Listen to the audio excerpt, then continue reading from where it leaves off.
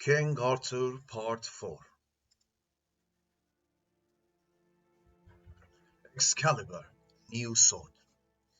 Merlin the magician came to Arthur. "Sire, you will fight many battles," he said. "You will need a new sword." "But I have a sword," Arthur replied. "The sword that came from the stone is not for fighting," said Merlin. "That sword is a sign that you are king. It is a sword of right. Now you need a sword of battle. Your new sword will be the sword of might. It will be a powerful fighting sword. You must not use this sword because you are angry. You must use it to do good. You must defend the weak against the strong. You must fight against evil and defend your land." A journey to the west. Merlin took Arthur to the land in the west. They traveled for many days. They went through great forests and passed the dark castle at Tanager when Arthur was born. They rode onto high, bare hills and came near to the sea. From the top of these hills Arthur saw a valley and a lake. In the far west, past the lake, he saw a plain of sands. Behind the plain of sands he saw the sea, and on the horizon he could see a group of islands. Arthur and Merlin rode down the hills and into the valley until they came to the edge of the lake. There they stood together and looked at the water. Clouds moved across the sky, and the color of the water changed from the blue to green to gray. As the sun went lower in the sky, a soft white mist came across the water, and then a boat came out of the mist.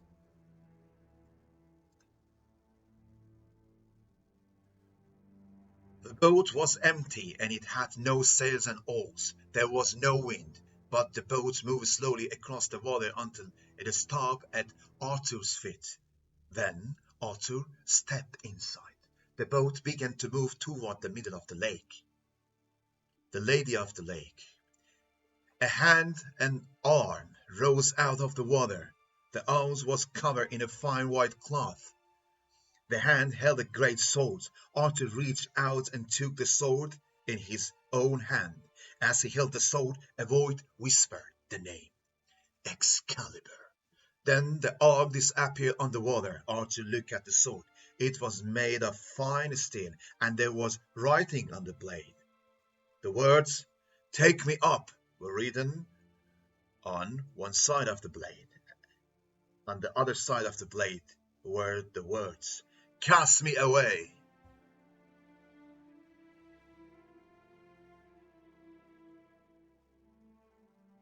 Both moved back to the shore where Merlin was waiting. "The sword Excalibur is a gift from the Lady of the Lake," Merlin said. "One day you must give it back to her." "How shall I know that day?" Arthur asked. "You will know that day when you come to this lake again," Merlin answered. "Now it is a time for battle." Into battle. So Arthur returned to the Winchester and gathered his knights. "We shall go to the east and to the north," he told them. "We shall fight the invaders who attack the coast of our land, and we shall fight against the white men of the north." Then Arthur led his men to the east and fought the invaders from the sea.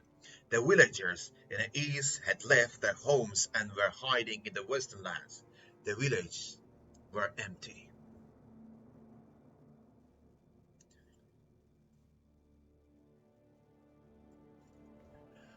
Arthur fought 6 battles. He carried the sword Excalibur into each battle and defeated his enemies. The invaders ran to their ships and went back across the sea. When the invaders had gone, the people returned to their villages. At last there was peace in the southern and eastern lands. Next, Arthur turned to the north. There he fought 6 battles against the white men of the northern lands and won a great battle at Baden Hills. After this, there was peace in the northern lands too. The northern people made Arthur their king. Arthur had been fighting for 6 long years. The Kingdom of Logres. Arthur named all his lands the Kingdom of Logres. And at last there was one king ruling one country. It was a time of peace and plenty, and the people were happy.